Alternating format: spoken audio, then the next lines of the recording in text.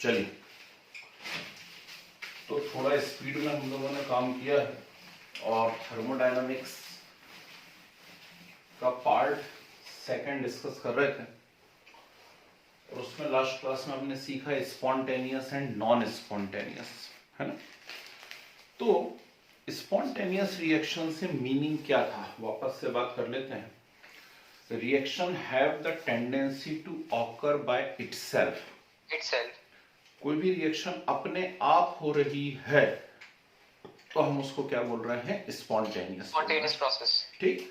तो simple example से यदि हमने समझने की कोशिश की थी तो हमने कहा melting of ice, evaporation of water, अपने आप हो रहा है, हमें कुछ करने की जरूरत ही नहीं है, ठीक। मतलब वो स्पॉन्टेनियस प्रोसेस है, बहुत अच्छी बात है। पर H2 plus O2 gives H2O, H2 plus O2 gives H2O, ये इलेक्ट्रिक आर्क के अंदर हो रही है, इसे स्पॉन्टेनियस मानेंगे या नहीं मानेंगे, तो हम कहेंगे हम इसे भी स्पॉन्टेनियस मानेंगे। क्यों? क्योंकि ये स्पॉन्टेनियस की सेकंड कैटेगरी की रिएक्शन है। फर्स्ट कैटेगरी हमने कहा था those which need no initiation, तो जैसे मेल्टिंग ऑफ आइस या एवेपोरेशन ऑफ वाटर उस कैटेगरी में आते हैं जिसमें इनिशिएशन की रिक्वायरमेंट नहीं होती, ठीक है ना। लेकिन ये रिएक्शन है, इसमें एक बार इनिशिएशन की रिक्वायरमेंट होती है, इसके बाद ये अपने आप होती चली जाती है। Yes sir. सारी बात सुनो, मतलब ये भी स्पॉन्टेनियस है, ठीक। मेरे हाथ में मैच बॉक्स है एक बढ़िया सा छोटा सा, और ये यहां पर मैंने तीली निकाली और इसको जला दिया। क्या ये स्पॉन्टेनियस प्रोसेस है? हाँ, एक बार इनिशिएट किया उसके बाद ये रिएक्शन अपने आप होती चली जा रही है, मतलब ये कैसी रिएक्शन है, स्पॉन्टेनियस रिएक्शन है। आ रही बात समझ में? तो स्पॉन्टेनियस को हम लोगों ने दो कैटेगरी में क्लासिफाई किया था, first which need initiation and second which need no initiation, ठीक है। all natural processes are always spontaneous in nature, all natural processes are always spontaneous in nature। और एक और बात हम पहले कर चुके हैं जब चैप्टर शुरुआत की थी, all natural processes are irreversible, ठीक। तो नेचुरल प्रोसेसेस इरिवर्सिबल भी हैं और साथ में कैसी है, स्पॉन्टेनियस भी है, क्लियर। अब दूसरी बात यहां पर निकल करके आती, जो आज हमें पोर्शन डिस्कस करना है वो है एंट्रोपी एंड फ्री एनर्जी, ठीक है। तो बड़ा ही इंपॉर्टेंट सा पोर्शन है। एंट्रोपी की एक आउटलाइन मैंने बताई थी, आप लोग वापस से डिस्कस करते हैं। एंट्रोपी, ठीक। तो किसी भी सिस्टम की रैंडमनेस या डिसऑर्डर को क्या कहा जाता है, एंट्रोपी कहा जाता है। ये रैंडमनेस क्या वाला है? रैंडमनेस से मीनिंग है मूवमेंट ऑफ मॉलिक्यूल्स। वो सिस्टम जिन कंपोनेंट से बना हुआ है, यदि उन कंपोनेंट के अंदर किसी भी प्रकार की मूवमेंट हो रही है, वाइब्रेशन हो रहे हैं, वो हिल रहे डुल रहे हैं यहां वहां, मतलब उनके अंदर क्या है, एंट्रोपी है। आई नहीं आई बात समझ में, ठीक। तो एंट्रोपी से मीनिंग क्या हो रहा है यहां पर, मूवमेंट ऑफ मॉलिक्यूल, और उसी के लिए हम टर्म यूज कर रहे हैं रैंडमनेस और डिसऑर्डर। Is it clear? और this is the reason why मेरे पास तीन स्टेट्स हैं, सॉलिड है, लिक्विड है और गैस है। और बहुत ही नेचुरल सी बात है, हम साइंस के स्टूडेंट हैं 11th क्लास में, और मुझसे पूछा जाएगा कि मैक्सिमम रैंडमनेस या डिसऑर्डर किस सिस्टम में है, ठीक। तो मैं कहूंगा कि मैक्सिमम रैंडमनेस या डिसऑर्डर जो है वो किसके अंदर है, गैस के अंदर है। उसके मॉलिक्यूल सबसे ज्यादा मूव कर रहे हैं, है ना। इसमें बहुत ज्यादा पूछा गया क्वेश्चन है। H2O सॉलिड है, H2O लिक्विड है और H2O गैस है, गैस, ठीक। तीन स्टेट हैं, H2O liquid, H2O solid, H2O gas. और इसमें हमसे पूछा गया कि इसमें एंट्रोपी का ऑर्डर क्या होगा या रैंडमनेस का ऑर्डर क्या होगा। तो एंट्रोपी का ऑर्डर क्या है, increasing order. Is it clear? ठीक। एंट्रोपी को हम एस से रिप्रेजेंट करते हैं, एस से। तो इसीलिए इन सब के आगे हम क्या लगा सकते हैं, एस लगा सकते हैं, S.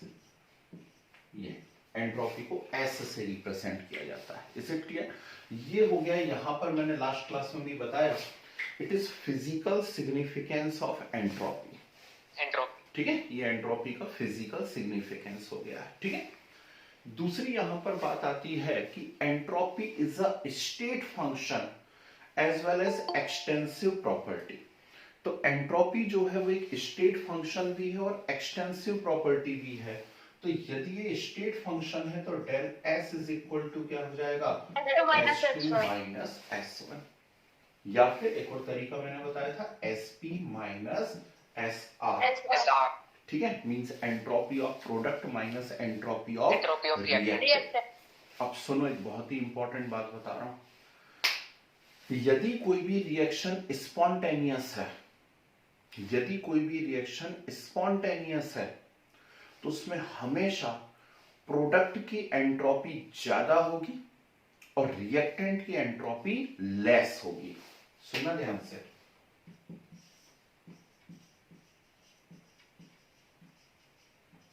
SP greater than SR। ठीक, स्पॉन्टेनियस प्रोसेस यदि कोई सी भी है तो स्पॉन्टेनियस प्रोसेस में हमेशा होता है SP is greater than SR। Product की एंट्रोपी जो है वो रिएक्टेंट की एंट्रोपी से कैसी होती है, ज्यादा होती है। यदि प्रोडक्ट की एंट्रोपी रिएक्टेंट की एंट्रोपी से ज्यादा है तो del S is equal to कैसा हो जाएगा, पॉजिटिव। ठीक है, नॉन स्पॉन्टेनियस प्रोसेस जो है उनके लिए del S is equal to कैसा आएगा, नेगेटिव। और इक्विलिब्रियम में यदि कोई प्रोसेस आ गई, इक्विलिब्रियम से मीनिंग क्या होता है, रिएक्टेंट से प्रोडक्ट बना और उसी समय प्रोडक्ट से क्या बन गया है, रिएक्टेंट बन गया। नेक्स्ट यूनिट पे हम लोग पहुंच जाएंगे 2 क्लास के अंदर, उसका नाम ही है इक्विलिब्रियम। तो इक्विलिब्रियम स्टेट यदि आ रही है तो इक्विलिब्रियम स्टेट के लिए डेल S इक्वल टू कैसा होता है, 0 होता है। Yes sir. लेकिन फिर भी एक बात याद रखना कि स्पॉन्टेनिटी जो है, बहुत इंपॉर्टेंट स्टेटमेंट बोल रहा हूं मैं, ध्यान से सुनिएगा। स्पॉन्टेनिटी हम लिख जरूर रहे हैं कि यदि मान लीजिए डेल S पॉजिटिव है, यानी एंट्रोपी चेंज पॉजिटिव है तो वो स्पॉन्टेनियस रिएक्शन है, और डेल S नेगेटिव है तो वो नॉन स्पॉन्टेनियस रिएक्शन है। लेकिन फिर भी स्पॉन्टेनिटी का एक्चुअल मेजरमेंट कभी भी एंट्रोपी से नहीं किया जाता है। क्या कहा मैंने, फिर से सुन लीजिए। स्पॉन्टेनिटी का एक्चुअल मेजरमेंट कभी भी एंट्रोपी से नहीं किया जाता है। स्पॉन्टेनिटी का मेजरमेंट हमेशा एंथैल्पी, टेम्परेचर। स्पॉन्टेनिटी का मेजरमेंट हमेशा फ्री एनर्जी से किया जाता है। ठीक है, आपको जिस दिन यूनिट मैंने चालू की थी, मैंने कहा था आपको सिर्फ 4 थर्मोडायनामिक टर्म्स यहां पर पढ़नी है। पहली थर्मोडायनामिक टर्म है इंटरनल एनर्जी, पढ़ ली हमने बहुत बढ़िया तरीके से, न्यूमेरिकल कर लिए। सेकंड थी एंथैल्पी, खूब पढ़ा, हेंस लॉ के एप्लीकेशन खूब न्यूमेरिकल करे। थर्ड थर्मोडायनामिक टर्म हमारी चल रही है यहाँ पर एंट्रोपी, और इसके बाद फोर्थ थर्मोडायनामिक टर्म आएगी फ्री एनर्जी। बस इतना ही चैप्टर है आपका, है ना। तो स्पॉन्टेनिटी में हम बोल जरूर रहे हैं कि डेल S यदि पॉजिटिव है तो ही रिएक्शन स्पॉन्टेनियस होगी। लेकिन फिर भी चेतावनी दे रहा हूं आपको, वार्निंग, सुबह सुबह ध्यान से सुन लीजिएगा। मैं कुछ रिएक्शन ऐसी बताऊंगा जिनमें डेल S नेगेटिव है लेकिन फिर भी वो स्पॉन्टेनियस हो रही है। ठीक, तो एक्चुअली स्पॉन्टेनिटी किस पर मेजर करती है, फ्री एनर्जी पर मेजर करती है। ये बात ध्यान रखना। यानी ऑप्शन में यदि दोनों चीजें आ गई, एंट्रोपी और फ्री एनर्जी, तो आपको क्या टिक करना है वहां पर, फ्री एनर्जी टिक करना है। कंफ्यूज नहीं होना, याद रखना पड़ेगी ये बात आपको। ठीक है, आगे बढ़ते हैं। ये हम अभी तक सिर्फ बता रहे हैं फिजिकल सिग्निफिकेंस ऑफ एंट्रोपी। यदि मुझसे यहां पे केमिकल सिग्निफिकेंस एंट्रोपी का पूछा जाए, या केमिकली एंट्रोपी में कैसे शो करूंगा, ठीक, तो उसके लिए मैंने एक मैथमेटिकल एक्सप्रेशन लास्ट क्लास में बताया था। Very good. ठीक, तो किसी भी सिस्टम को हम रिवर्सिबली हीट दें, ठीक, कांस्टेंट प्रेशर पर, रिवर्सिबली हीट दें कांस्टेंट प्रेशर पर, तो del S is equal to होता है Q रिवर्सिबल अपॉन T। ठीक, del S is equal to Q reversible upon T। यदि ये कार्यक्रम आप कांस्टेंट प्रेशर पर कर रहे हैं कांस्टेंट प्रेशर पर कर रहे हैं तो बहुत पहले से हमको मालूम है QP इज इक्वल टू क्या होता है, del H। Heat Yes, sir. Change at constant pressure क्या कहलाता है, एंथैल्पी। और heat change at constant volume क्या कहलाता है, इंटरनल एनर्जी, है ना। तो heat change at constant pressure यदि है तो Q रिवर्सिबल की जगह हम क्या लिख सकते हैं, डेल H। और यदि डेल H लिख सकते हैं तो ये फॉर्मूला जाएगा del S is equal to del H upon T। Sign का थोड़ा सा ध्यान रखना, एक्सोथर्मिक रिएक्शन यदि है तो एक्सोथर्मिक रिएक्शन है तो डेल H आपको कैसा करना पड़ेगा, नेगेटिव। और एंडोथर्मिक रिएक्शन यदि है तो डेल H आपको कैसा करना पड़ेगा वहां पर, पॉजिटिव। पॉजिटिव, है ना। तो ये जो बातें पहले सीख चुके हैं उनके बारे में बार बार बात करने से तो कोई मतलब ही नहीं रहता है ना। बस ध्यान रखना चीजों का। तो यदि एक्सोथर्मिक रिएक्शन है तो डेल H का साइन नेगेटिव रख दीजिए, एंडोथर्मिक रिएक्शन है तो डेल H का साइन कैसा रख दीजिए, वहां पे पॉजिटिव। आई इतनी बातें समझ में, ठीक है ना। चलिए आगे बढ़ते हैं, सुनिए ध्यान से। पूरी थ्योरी एक साथ कहानियां सुना दे रहा हूं और उसके बाद फिर हम क्वेश्चंस करेंगे। ये कैपिटल T है, याद रखना, केल्विन टेम्परेचर। 50 बार बोल चुका हूं, केमिस्ट्री में कभी भी हम सेल्सियस में नहीं रखने वाले हैं, हमेशा टेम्परेचर को केल्विन में रखने वाले हैं, है ना। तो enthalpy change divided by kelvin temperature या absolute temperature, enthalpy change divided by absolute temperature is known as what, entropy. ये इसका क्या होता है, मैथमेटिकल या केमिकल फॉर्मूलेशन होता है, ये इसका फिजिकल फॉर्मूलेशन होता है, ठीक है। अब यहां पर आते हैं टाइप्स ऑफ एंट्रोपी। तो टाइप्स ऑफ एंट्रोपी में फर्स्ट जो टाइप यहां पर बनता है that is entropy of fusion. ध्यान से टर्म सुनो,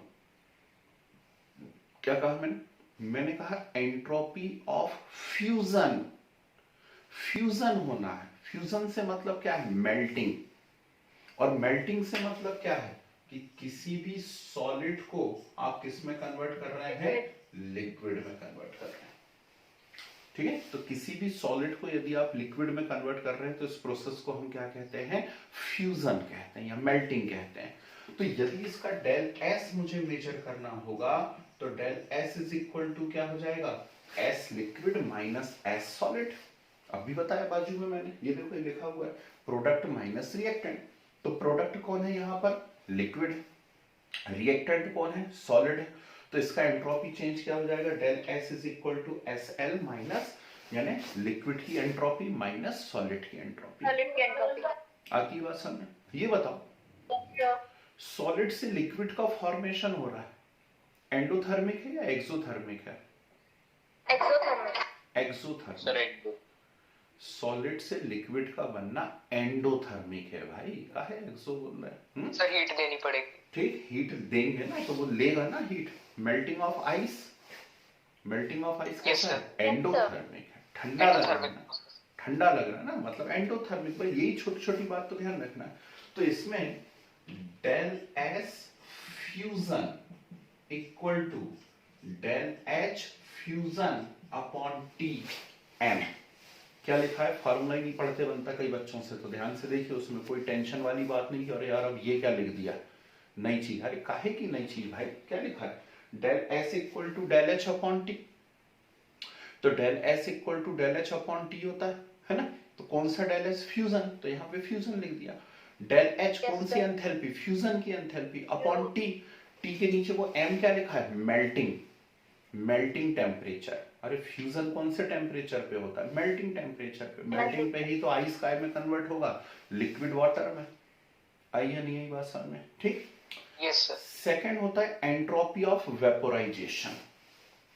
एंट्रोपी ऑफ वेपोराइजेशन से मीनिंग क्या होता है कि कोई भी लिक्विड हमारे पास है और वो लिक्विड किस में कन्वर्ट हो जाए, वेपर्स में कन्वर्ट हो जाए।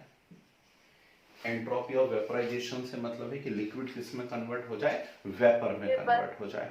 समझ गए बात को। तो del S is equal to क्या हो जाएगा, S vapour minus S liquid. Del S is equal to S vapour minus S liquid, ठीक है। तो del S vaporisation is equal to del H vaporisation upon T B। अब बोलो यहाँ B से मीनिंग क्या है, जल्दी बताओ, boiling, temperature of boiling, boiling temperature है। समझ गए बात को? ठीक, तो सारे फार्मूले वही के वही है ना। न्यूमेरिकल आ जाएगा तो बहुत बिल्कुल आराम से हम कर लेंगे उस न्यूमेरिकल को। बस थोड़ी सी स्मार्टनेस रखना है आपको। यहाँ पे कौन सा टेम्परेचर रखोगे? बॉइलिंग। लास्ट और खत्म एंट्रोपी आपका। लास्ट आता है एंट्रोपी ऑफ सब्लिमेशन। अब सब्लिमेशन से क्या मीनिंग होता है? सब लोग समझते हैं, यहाँ बता दें। सब्लिमेशन से मीनिंग होता है सॉलिड से डायरेक्ट किसका फॉर्मेशन? वेपर का फॉर्मेशन। सॉलिड से डायरेक्ट वेपर बना रहे हैं, इसको हम लोग क्या बोल रहे हैं? सब्लिमेशन बोल रहे हैं। सब्लिमेशन। ठीक, तो del S is equal to क्या हो जाएगा? S vapour minus S solid. S vapour minus S solid, और del S sublimation equal to del H sublimation upon T sublimation. Sublimation जो टेम्परेचर रहता है उसको सब्लिमेशन टेम्परेचर ही कहते हैं। तो अपॉन में क्या आ जाएगा यहाँ पर? T sublimation. आई कुछ बात समझ? ठीक है, तो ये है भैया एंट्रोपी की पूरी कहानी। इसके अलावा कुछ भी आपको एक्स्ट्रा नहीं पढ़ना है। फार्मूले के नाम पे आपको 50 चीजें मिलती रहेंगी, अभी कुछ भी नहीं पढ़ना है। ये मोर देन सफिशिएंट है। 3-4-5 क्वेश्चंस आपको करवा दे रहा हूं तो और कंसेप्ट क्लियर हो जाएंगे। ठीक है, तो चलिए हेडिंग डालिए जरा फटाफट। एंट्रोपी लिखिए। The measurement of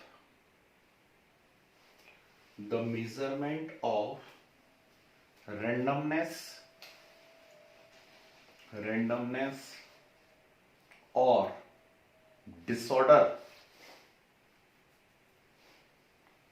the measurement of randomness or disorder of the system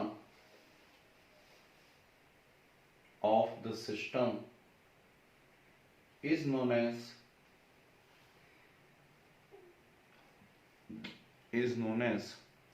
entropy. Arrow का साइन बना के लिखिए। Greater the randomness,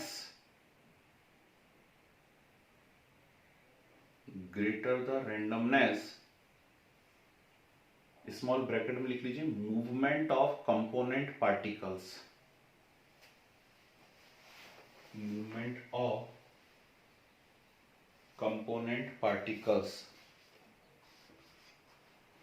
greater the randomness, bracket में लिखो, movement of component particles, bracket close. Greater will be entropy.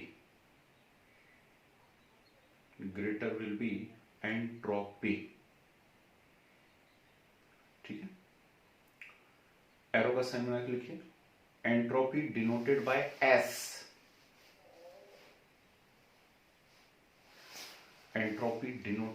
S. हाँ जी, ये वाले ए point की दोनों बातें लिखिए। लिख लीजिए जरा।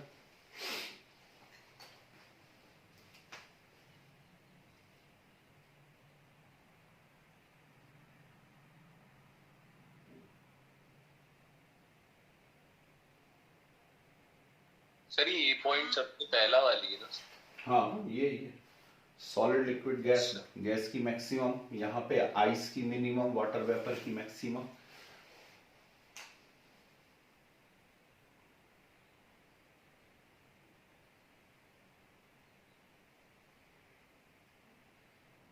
हो गया?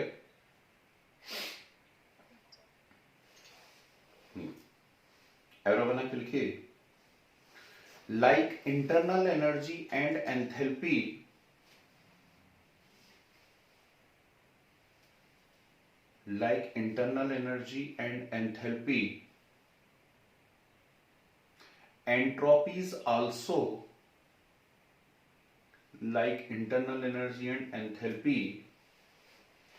entropies also, extensive property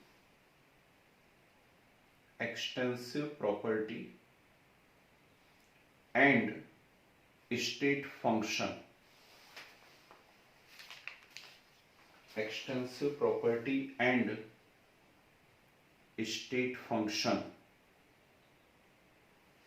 ठीक है, ये फॉर्मूला लिख लीजिए, del S is equal to H2 minus S1 या SP minus SR।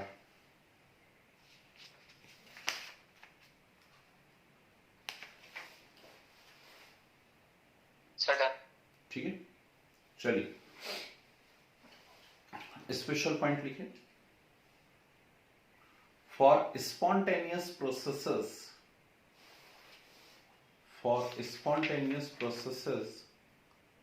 del S is equal to positive,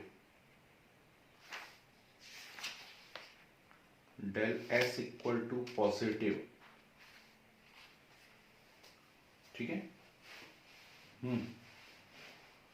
फिर non spontaneous processes, next point, for non spontaneous processes del S is negative,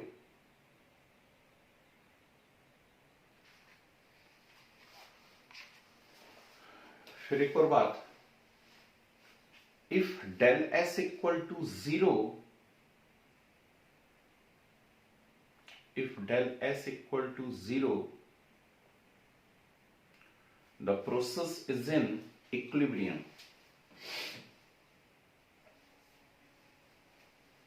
If del S equal to 0, the process is in equilibrium.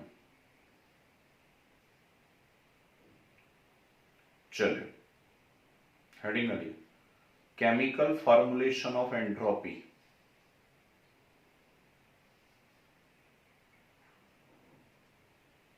Chemical formulation of entropy,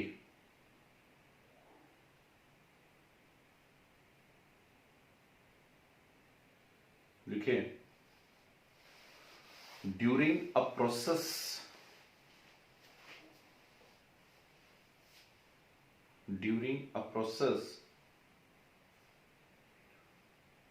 amount of heat absorbed,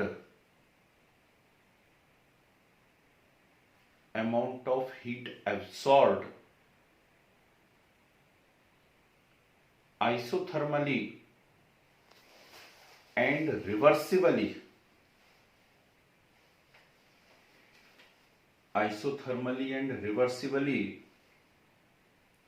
divided by absolute temperature,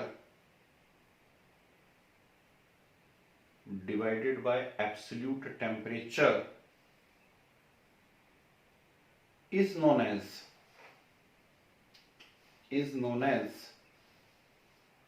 entropy या entropy change, is known as entropy change। ठीक, ज्यादा load नहीं लेना है, heat divided by temperature is entropy change, है ना। ये note कीजिए, del S equal to Q reversible upon T या del S equal to del H upon T.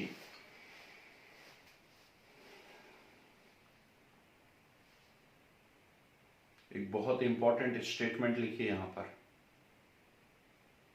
लिखो, for the same amount of heat, ध्यान से लिखना और समझने की कोशिश करना अपने आप से, for the same amount of heat absorbed at low temperature,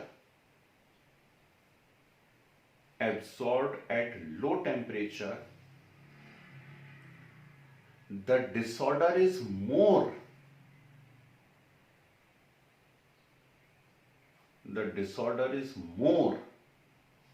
than at high temperature. The disorder is more than at high temperature। जी, समझने की कोशिश करें जरा क्या लिखा हुआ है। तो ये इनवर्सली प्रोपोर्शनल है, ठीक है ना भाई, क्या हो रहा है, सेम अमाउंट ऑफ हीट है तो डेल एच तो सेम है, तो उनका ये कहना है कि लो टेम्परेचर पे यदि आप बात करते हैं, मतलब छोटी वैल्यू से डिवाइड करेंगे, तो डेल एच कैसा आएगा, लार्ज, है ना। और यदि आप हाई टेम्परेचर की बात करोगे तो बड़ी वैल्यू से डिवाइड करोगे, और बड़ी वैल्यू से डिवाइड करोगे तो कैसा आएगा, स्मॉल आएगा, है ना। तो एक बड़ा इंपॉर्टेंट स्टेटमेंट है क्या होता है, कई बार हम यहां देख करके कंफ्यूज हो जाते हैं कि जितना ज्यादा टेम्परेचर होगा उतनी ज्यादा एंट्रोपी होगी, ऐसी सोचते हैं ना, क्यों? क्योंकि लो टेम्परेचर पे आइस रहेगा और हाई टेम्परेचर पे वेपर बन जाएगी, तो जितना ज्यादा टेम्परेचर होगा उतनी ज्यादा एंट्रोपी होगी। बिल्कुल सही सोचना है आपका, कोई बुराई नहीं है इसमें, ऐसे ही होता है, टेम्परेचर बढ़ाएंगे तो एंट्रोपी बढ़ती है। लेकिन यदि हीट कांस्टेंट है, हीट कांस्टेंट है और फिर आपने टेम्परेचर इंक्रीज करा तो एंट्रोपी डिक्रीज होगी।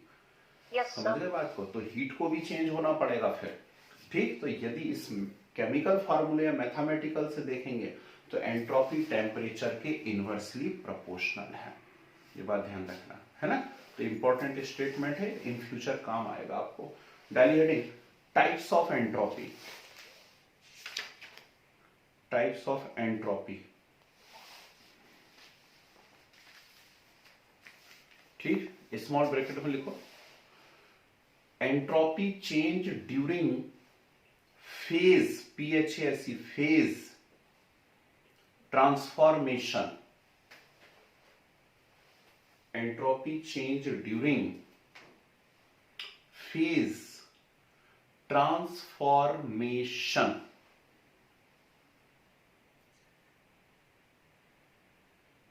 ठीक है, बढ़िया। चलिए फर्स्ट साइड हेडिंग में लिए, एंट्रोपी ऑफ फ्यूजन,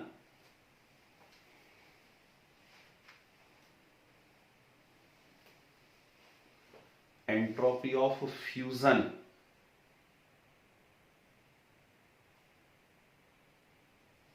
लिखे, entropy change takes place when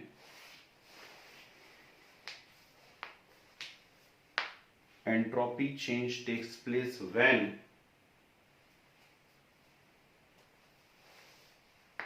one mole of solid, when one mole of solid convert into liquid, when one mole of solid convert into liquid at its melting point, at its melting point, okay, please have a note, कहाँ गया ये A वाला point, solid से liquid, तो del S fusion equal to S liquid minus S solid,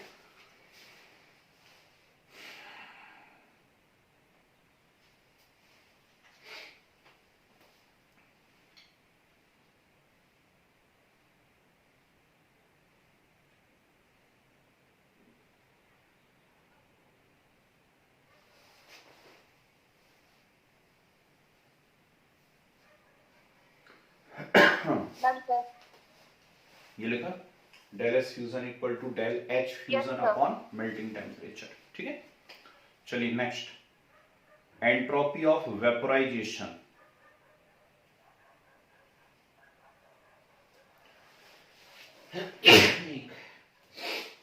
sorry,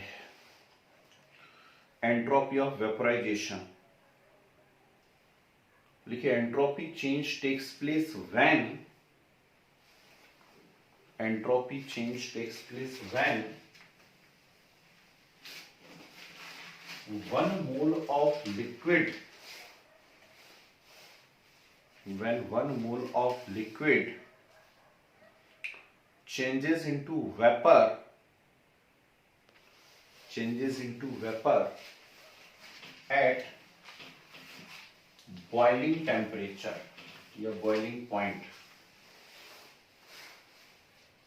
at boiling temperature या boiling point, जी B point लिख लीजिए बोर्ड पे सर,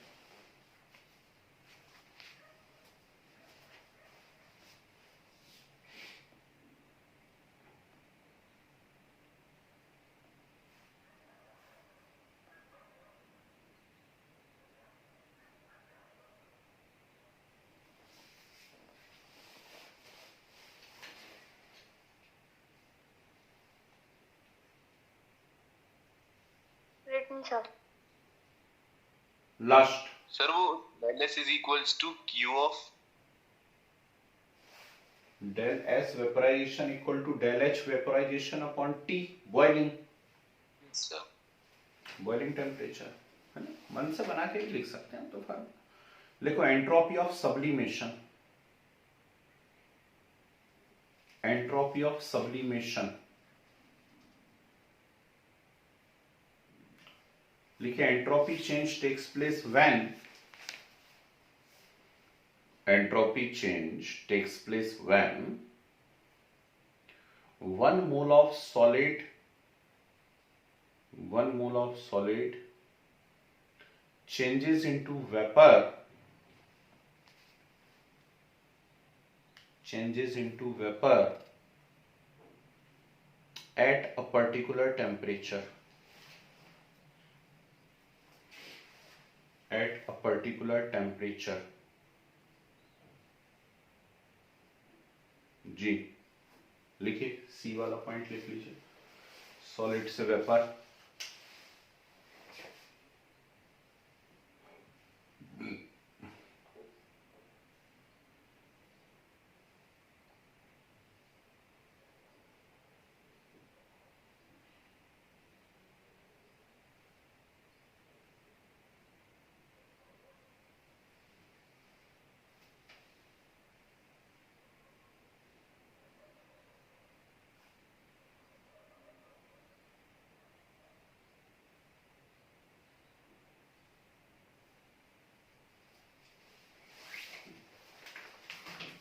सर रेटिंग। ओके। चलिए कुछ क्वेश्चंस करते हैं। इसमें ध्यान रखना कि यहां पर ऐसा होता है, जैसे आपको बोला जाए किसी भी सिस्टम की टोटल एंट्रोपी चेंज बताइए, तो वो एक्चुअली क्या होता है, डेल एस यूनिवर्स कहलाता है। और del S universe equal to del S system plus del S surrounding. तो टोटल एंट्रोपी चेंज यदि कभी भी हमको निकालना हो, टोटल एंट्रोपी चेंज, तो टोटल एंट्रोपी चेंज से मतलब क्या होता है, सिस्टम की एंट्रोपी में कितना चेंज हुआ है और सराउंडिंग की एंट्रोपी में कितना चेंज हुआ है। तो इसको डेल एस यूनिवर्स से भी रिप्रेजेंट करते हैं। जैसे आपसे कभी पूछा जाए टोटल एंट्रोपी चेंज, है ना, सुबह सुबह का टाइम हो सकता है आप लोगों को चाय प्राप्त हो रही हो, तो क्या हो रहा है, वो चाय कप के अंदर रखी हुई है, गर्म गर्म है, ठीक, वो सिस्टम है, नेचुरल बात है, उसके अंदर कहीं ना कहीं कुछ ना कुछ एंट्रोपी हो रही होगी, और उसके कारण बाहर भी तो हीट रिलीज हो रही है आसपास। तो बाहर आसपास जो हीट रिलीज हो रही है, तो वो जो बाहर सराउंडिंग है वो भी उस हीट को ले रहा होगा, और हीट को ले रहा होगा तो उसके मॉलिक्यूल में भी कुछ ना कुछ मूवमेंट आ रही होगी, मतलब सराउंडिंग में भी एंट्रोपी चेंज हो रही होगी उसके कारण। तो टोटल एंट्रोपी चेंज यदि मेजर करना है, तो टोटल एंट्रोपी चेंज कैसे मेजर करते हैं, del S system plus del S surrounding से मेजर करते हैं। ठीक है, बात लिख लीजिए, है ना, कहीं एकदम से देखने को मिल जाए टोटल एंट्रोपी चेंज तो टेंशन में आ जाओ कि यार ये क्या बात है, कोई बात नहीं, ये बात है। जी क्वेश्चन लिखिए, क्वेश्चन लिखिए। Predict increase or decrease in entropy, predict increase or decrease in entropy in following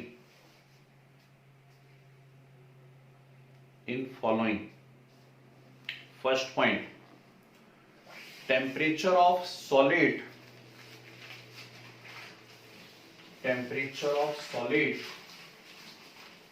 increase from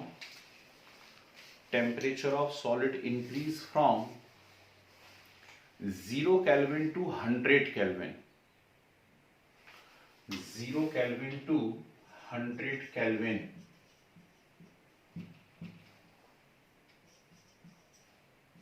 next, ये रिएक्शन दी हुई है,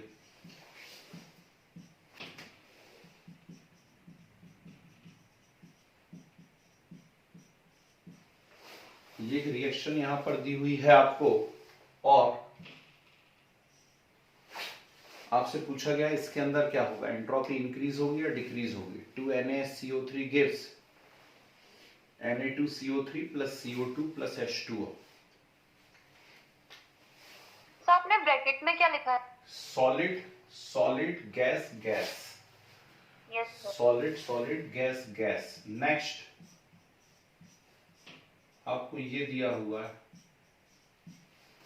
H2 से H बना हुआ है, गैस है, पहचानना एंट्रोपी बढ़ेगी या नहीं बढ़ेगी। ठीक है।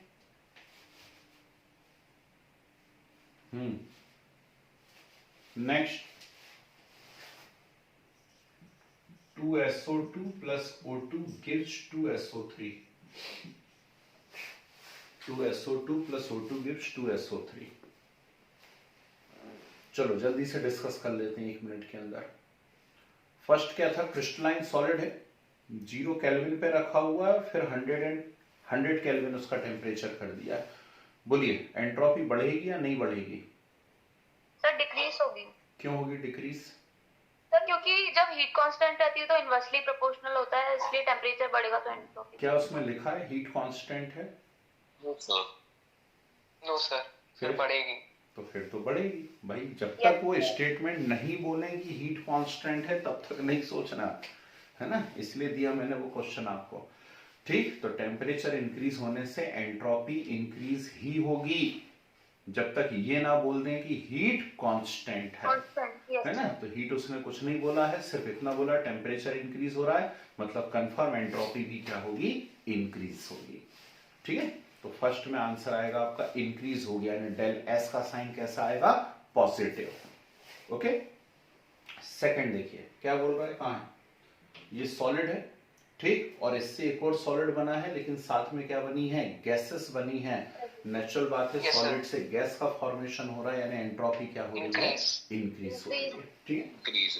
ये H2 से 2H बने हैं, H2 एक था और 2H मतलब कितने हो गए, 2 हो गए, तो 1 से 2 हुए हैं, 1 से 2 हुए यानी एंट्रोपी क्या हुई है, यहां भी इंक्रीज हुई है। Increase. Is it clear? Yes sir. Next SO2 और O2 से SO3 बना है, तो 2SO2 प्लस O2, 2 प्लस 1 कितने थे, 3 ठीक, और उससे कितना बना है, 2 बना है, यानी 3 से कितने बने हैं, 2, 3 से 2 बने हैं, यानी नंबर डिक्रीज हुए, नंबर डिक्रीज हुए तो नेचुरल बात है रैंडमनेस भी डिक्रीज हुई होगी, यानी एंट्रोपी क्या हुई है, यहां पर डिक्रीज हुई है।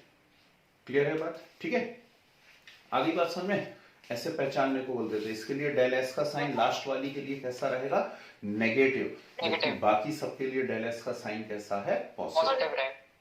ओके, चलिए नेक्स्ट क्वेश्चन लिखिए। कौन आया, बहुत देर आई, लिखिए question, calculate entropy change, calculate entropy change when 1 mole of ice, 1 mole of ice convert into water, sir ice के बाद convert into water at 0 degree Celsius, at 0 degree Celsius, given given latent heat of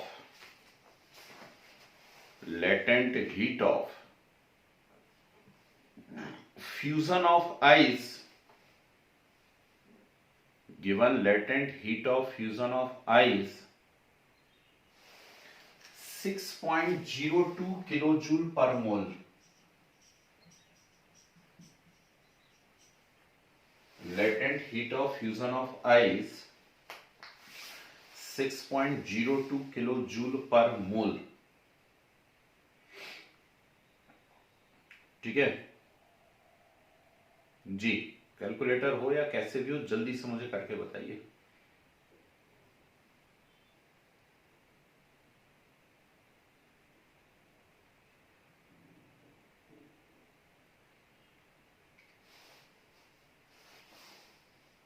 sir 0.1613। चलो ठीक है, मान लेते हैं जी। तो entropy of fusion निकालना है, entropy of fusion and del S fusion, तो डेल एच अपॉन टी, और डेल एच आपको दिया हुआ है कितना 6.02 किलो जूल पर मोल, 373 और केल्विन। टेम्परेचर दिया हुआ है 0 डिग्री सेल्सियस मींस 270 केल्विन। ठीक, इसे आप चाहें तो जूल में कन्वर्ट करके लिख सकते हैं, है ना, नहीं तो आपका आंसर भी जो है किलो जूल पर मोल पर केल्विन में आ जाएगा। यूनिट समझ में आ रही क्या आएगी भाई, इसकी यूनिट होगी किलो जूल पर मोल और इसकी यूनिट होगी केल्विन, तो किलो जूल पर मोल पर केल्विन में आपका आंसर आ जाएगा, सीधा सीधा क्वेश्चन है ना। नेक्स्ट क्वेश्चन देखिए, calculate entropy change in conversion of, calculate entropy change in conversion of 1 gram of water to vapor, 1 gram of water to vapor at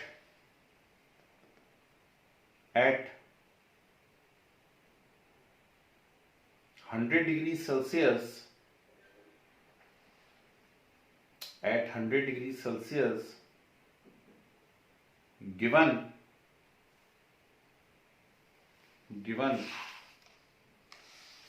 latent heat of vaporization, given latent heat of vaporization is, latent heat of vaporization is 40.7 kilojoule पर मोल, 40.7 kilojoule पर मोल, ध्यान से करना जरा। Sir 0.109। 0.109। Very good, बहुत speed है, कैसे कर लिया इतनी जल्दी। सर ग्राम दिया है सर, मोल नहीं दिया।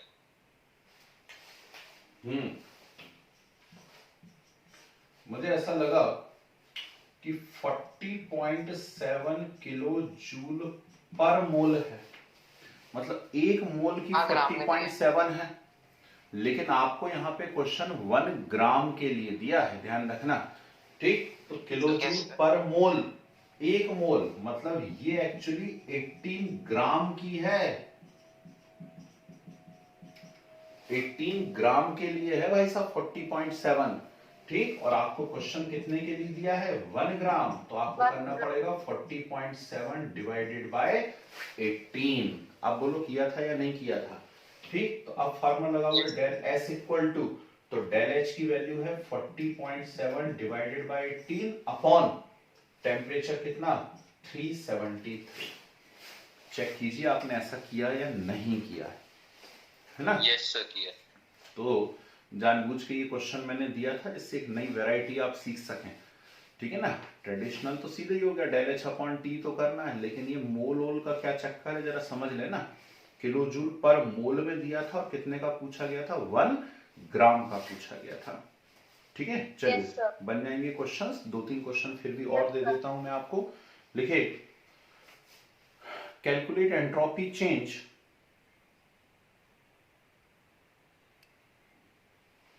calculate entropy change for conversion of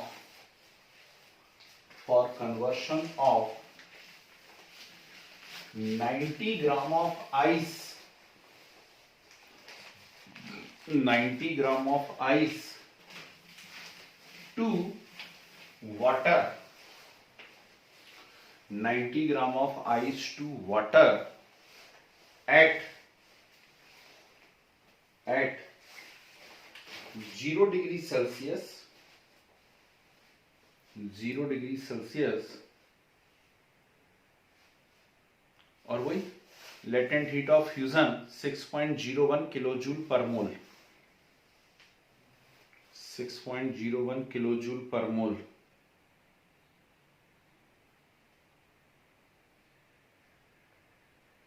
sir 6.01 kilojoule पर मोल, छोड़ दीजिए 2-3 line.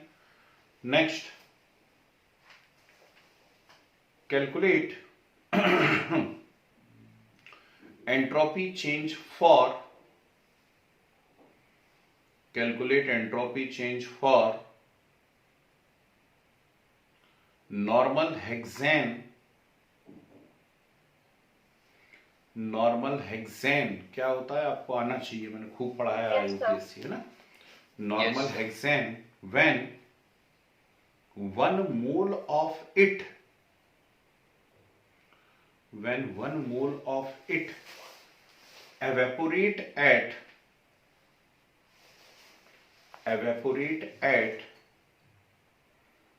340 Kelvin, 340 Kelvin, given del H vaporization del H vaporization 30 kilojoule per mole, 30 kilojoule per mole। Yes, sir. ठीक है, छोड़ो दो चार लाइन, एक और क्वेश्चन करते हैं, इसको अभी करेंगे, अब जो दे रहा हूं है लिखिए। A heated copper block, a heated copper block at 130 degrees Celsius, 130 degrees Celsius release 340 joule of heat, 340 joule of heat to the surrounding,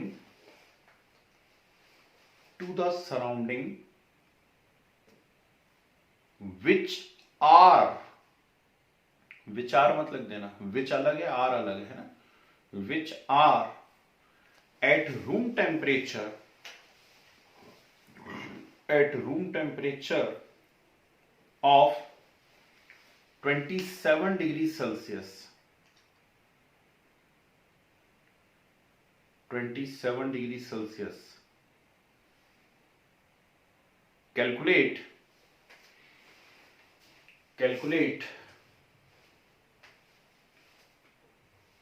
total entropy change, क्या बात है, कैलकुलेट टोटल एंट्रोपी चेंज। बहुत प्यारा क्वेश्चन है, ध्यान से कीजिए।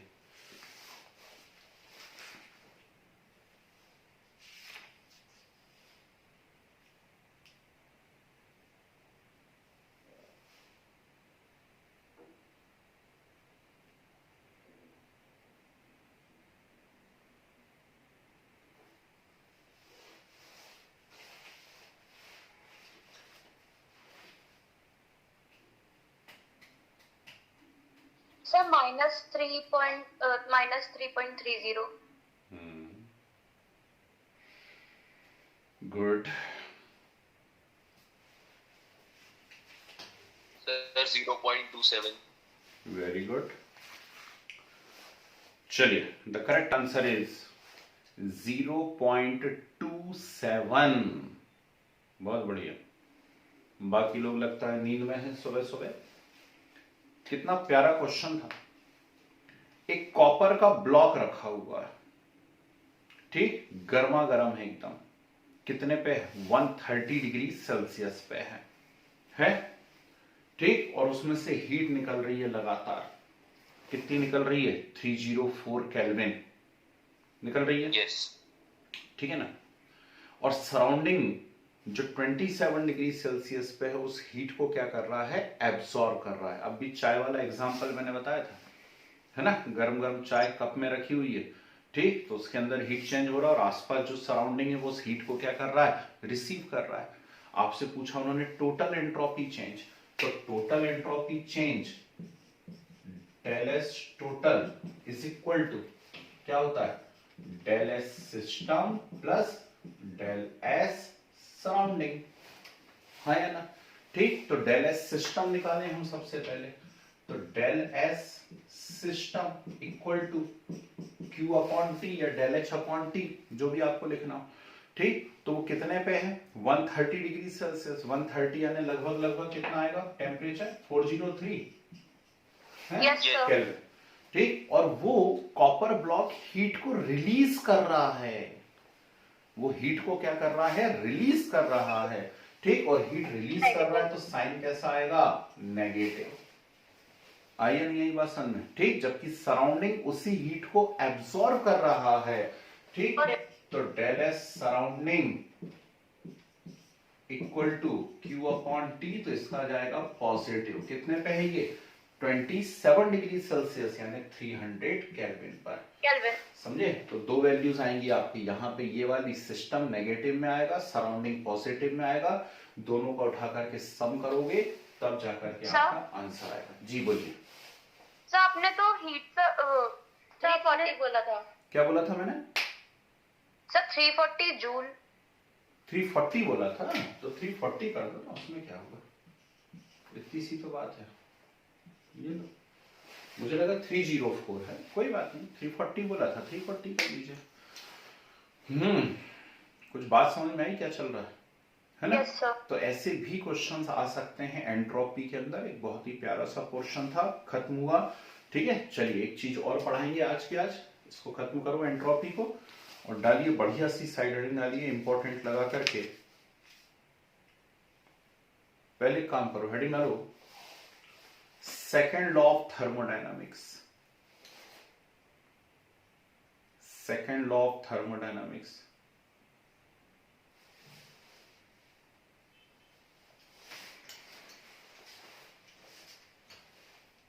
लिखिए, इसके बहुत सारे स्टेटमेंट होते हैं, सब साइंटिस्ट ने अपने अपने तरीके से दिया हुआ था।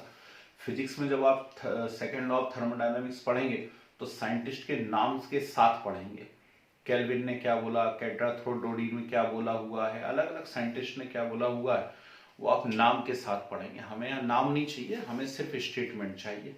ठीक, कुछ नहीं बने तो सबसे प्यारा और सिंपल स्टेटमेंट क्या होता है, entropy of universe continuously increase. हाँ या ना, सही बात है गलत बात है? हैं? इस यूनिवर्स में जितने जो कुछ भी हैं सब एक दूसरे से लगातार दूर जा रहे हैं, ध्यान रखना। ठीक है, फिजिक्स की शायद पहली यूनिट भी आपकी यही है, यूनिवर्स यूनिवर्स करके कुछ, उसमें आपको बताया होगा कि हर चीज एक दूसरे से दूर जा रही है ना। कहीं भी देख लो, अपने आसपास भी देख लो, पहले संयुक्त परिवार हुआ करते थे, चिट्ठियां चला करती थी, फिर भी लोग एक दूसरे से जुड़े हुए थे, चिट्ठियां भेजा करते थे, है ना। और अब क्या हो रहा है, अब तो व्हाट्सएप है लेकिन फिर भी मैसेज नहीं हो पाते, वीडियो कॉल नहीं हो पाते, है ना।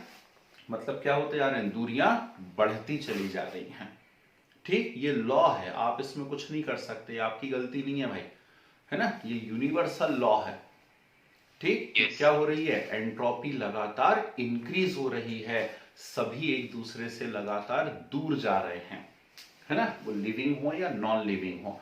तो ऐसा नहीं कि अर्थ जो है वो ऐसी थी तो वो फ्लैट होकर ऐसी लंबी हो जाएगी, कुछ दिन तो वो दूरियां बढ़ जाएंगी, है ना, ऐसा नहीं है, इसका मीनिंग थोड़ा सा अलग है। ठीक, तो चलिए स्टेटमेंट लिखते हैं हम लोग अलग अलग। First, due to all natural processes, due to all natural processes, the entropy of universe is continuously increasing. The entropy of universe is continuously increasing. ठीक है, याद रखना भाई, यूनिवर्स की एनर्जी कांस्टेंट है, यूनिवर्स की एनर्जी कांस्टेंट है, first law of thermodynamics बोलता है, लेकिन एंट्रोपी जो है वो लगातार क्या हो रही है, इंक्रीज हो रही है। ठीक है, नेक्स्ट स्टेटमेंट लिखिए, all spontaneous processes, all spontaneous processes are thermodynamically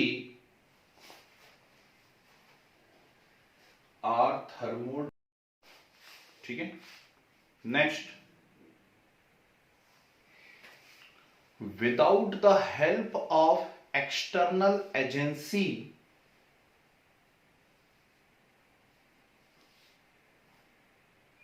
without the help of external agency, a spontaneous process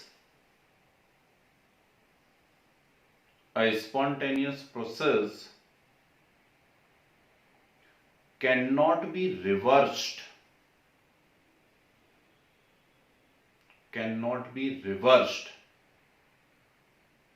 और करके लिख लो, और heat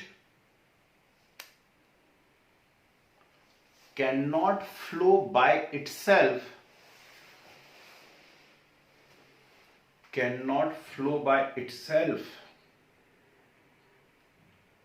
from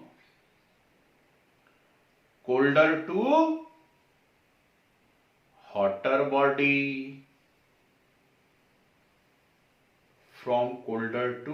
hotter body, ठीक है। एक और लिख लीजिए, the complete conversion of heat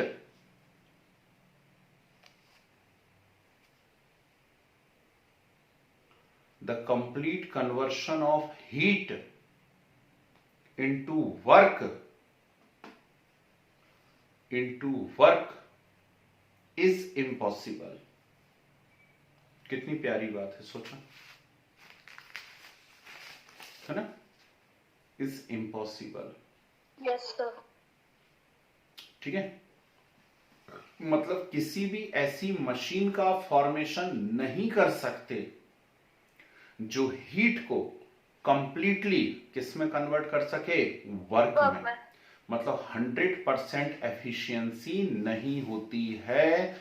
आप जानते हैं ये रखा हुआ है यहाँ पे 1.5 किलो का, है ना, इसकी जो एफिशिएंसी है, मेरी बात अलग है कि मैं 99% तक यूज कर लेता हूं, लेकिन नॉर्मल ह्यूमन जो रहता है वो 1-2% से ज्यादा यूज नहीं कर पाता। ठीक, तो इतनी एफिशिएंट मशीन है, फिर भी आप इसका यूज नहीं कर सकते। ठीक, तो ये कुछ कमाल है भाई। एक और स्टेटमेंट होता है कि सिस्टम हमेशा लोअर प्रोबेबिलिटी से हायर प्रोबेबिलिटी की तरफ मूव करता है। ठीक है, कोई भी सिस्टम जो है वो अपने आप नेचुरली लोअर प्रोबेबिलिटी से कहां जाता है, हायर प्रोबेबिलिटी। इसलिए नदियां हमेशा पहाड़ों पर से नीचे उतरती हैं, इसलिए गैस लीक हो जाती है, क्योंकि जहां वो भरी हुई है वहां पे लो प्रोबेबिलिटी है उसके पास, है ना, और वो हमेशा हायर प्रोबेबिलिटी तरफ जाना चाहता है।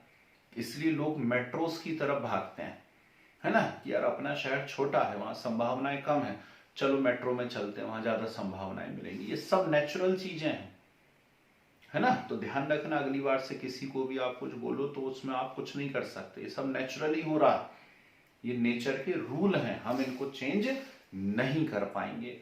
ठीक, system spontaneously move from lower probability to higher probability, it is also second law of thermodynamics. अगली बात समझ में, ठीक है ना। Yes, तो चलिए लास्ट एक और चीज पढ़ा देते हैं, ठीक, और उसके बाद आप बढ़िया ब्रेकफास्ट कीजिए। डाली heading free energy,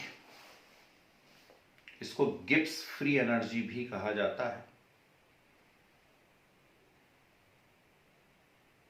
ideal gas से कैसे रिलेट करना है, मतलब क्या आइडियल गैस से रिलेट कर सकते हैं, मतलब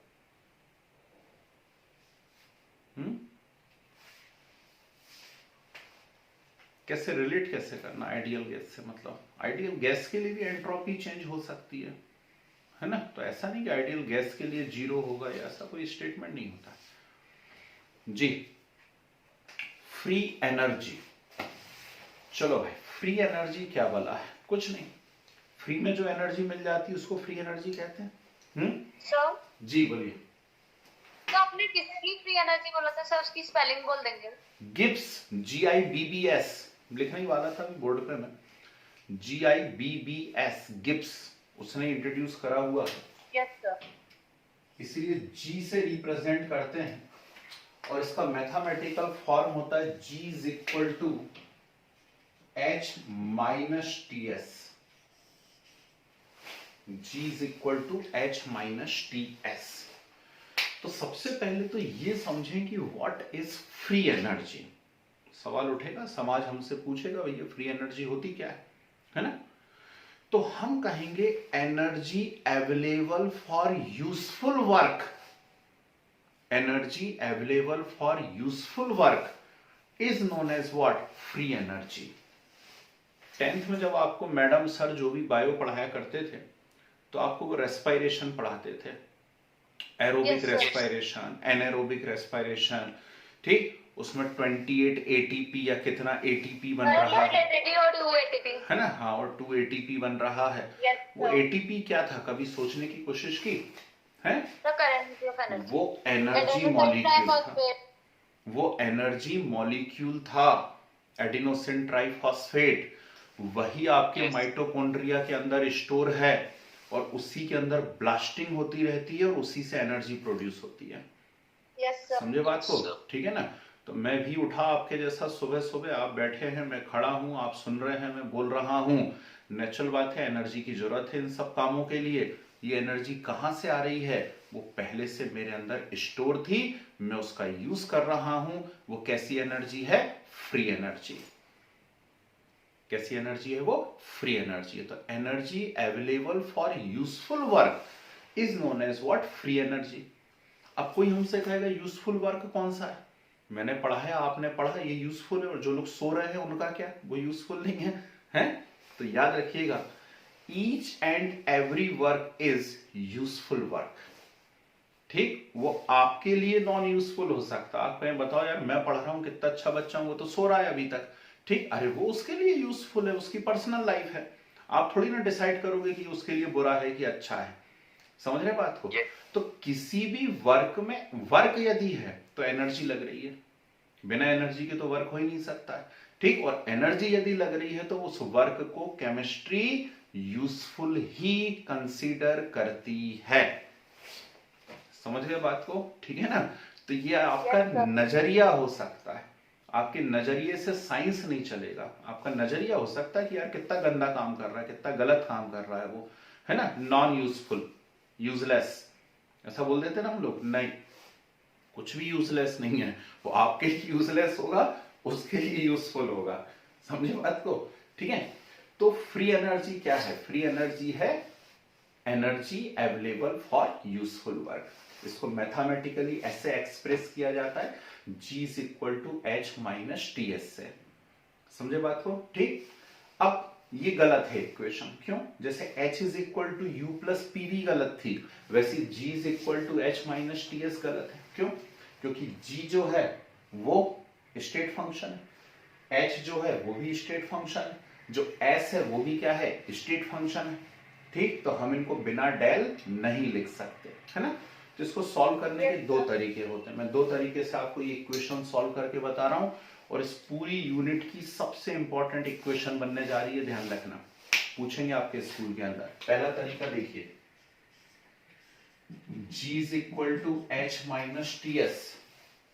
हम जानते हैं H is equal to U plus PV। ठीक? इस H की जगह उठा करके रख दें U plus PV minus TS। यदि आप फिजिक्स पढ़ रहे होते तो आप डिफरेंशिएशन करते, हम केमिस्ट्री पढ़ रहे हैं तो हम डेल करेंगे। ठीक?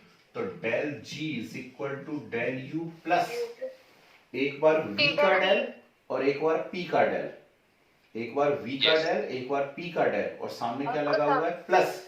तो कैसा लिखोगे? P del V plus V del V। ठीक है? इसका करोगे तो एक बार S का, एक बार T का, और सामने क्या लगा हुआ है? माइनस। तो minus T del S minus S del T। आई बात समझे? अब पहले दिन से जब से हमने थर्मोडायनेमिक्स चालू करा है तो हमने कहा है if temperature and pressure are constant, करा ना? तो टेम्परेचर और प्रेशर यदि कांस्टेंट है तो डेल T इक्वल टू 0 और del P is equal to 0। तो डेल P 0 हो जाएगा और डेल T 0 हो जाएगा। यदि ये दोनों 0 हो गए तो del G is equal to del U plus P del V minus T del S. बोलो हाँ। Yes sir. ठीक, ये जीरो हो गया, ये जीरो हो गया, तो ये आया। यस और आप तुरंत पहचान गए होंगे कि del U plus P del V क्या होता है, डेल एच होता है। Yes sir. Del U plus P del V क्या होता है, डेल एच। अरे डेरिवेशन करवाया भाई मैंने। तो del G is equal to del H minus T del S. कुछ गुस्सा दिमाग के अंदर, मजा आया है ना। ये क्या बोलते हैं, इसको कहते हैं गिब्स हेल्महोल्ट्ज इक्वेशन।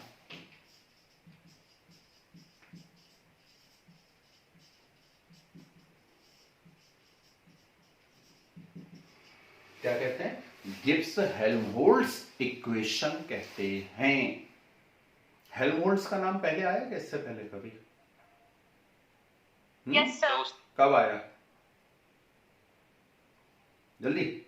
अरे फर्स्ट लॉ ऑफ थर्मोडायनामिक्स किसने दिया भाई? फर्स्ट लॉ ऑफ थर्मोडायनामिक्स दिया मेयर एंड हेल्महोल्ट्ज। तो हेल्महोल्ट्ज का नाम पहले भी आ चुका है ना।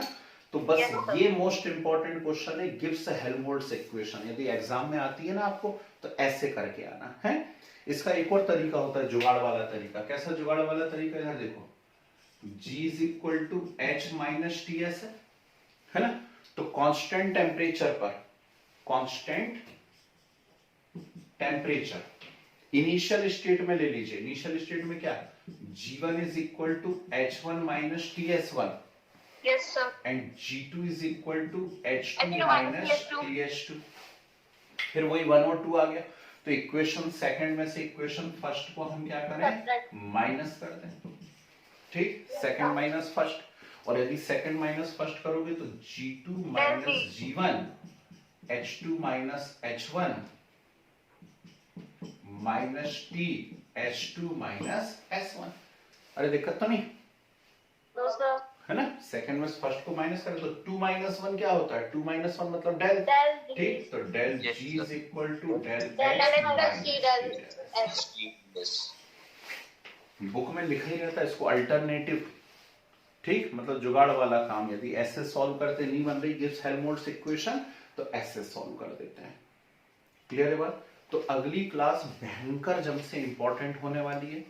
मैं कोशिश करूंगा उस क्लास के पहले ही आपको उस क्लास का वीडियो प्रोवाइड करवा दूं। यदि टाइम मिले तो उसको देख लेना, क्योंकि यदि आप कॉम्पिटिटिव की बात कर रहे हैं तो हर साल नेक्स्ट क्लास जो हम पढ़ने जा रहे हैं उसमें से कम 1 से 2 क्वेश्चंस आते ही हैं। इतनी इंपॉर्टेंट क्लास है और शायद लास्ट क्लास होगी वो थर्मोडायनामिक्स की, या एक आध क्लास और आगे जाएगा। समझे बात को, ठीक है ना। तो बस अब इसको नोट करेंगे हम। हेडिंग डाल दीजिए जरा, फ्री एनर्जी लिखो। It is another thermodynamic quantity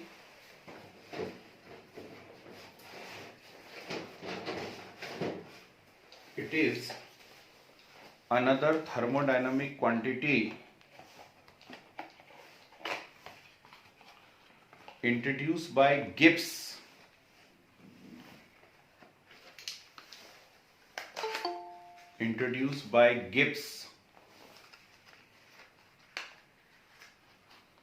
ठीक है, and denoted by G, capital G, and denoted by G। इसको नोट कर लीजिए जी, जरा बोर्ड पे से पूरी ऐसी इक्वेशन नोट कर लो और लिख लें उसे गिब्स हेल्महोल्ट्ज इक्वेशन।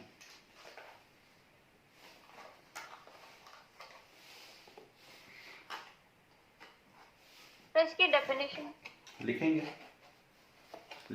जब जरूरत आएगी इसकी तब। Yes sir.